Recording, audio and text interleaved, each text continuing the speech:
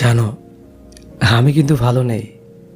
মানুষের কত শত্রু থাকে, আর আমার শত্রু হলো আমার ভাগ্য। ভাগ্যের কাছে আমি প্রথম থেকেই পরাজিত।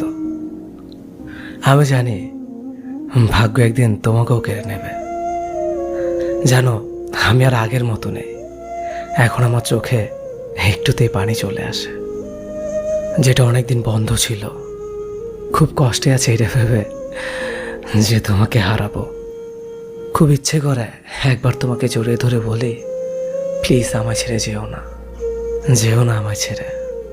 আর সব থেকে যে জিনিসটা বেশি মিস করব সেটা হলো বাবু ডাকটা। ওই নামে আমাকে আর কেউ ডাকবে না। ভাবতে কষ্টে বুকটা ফেটে যায়। চোখের পানিতে ভরে গেছে, আর বালিশটাও ভিজে গেছে। আর লিখবো না, ভালো থাকো এই প্রার্থনা করি।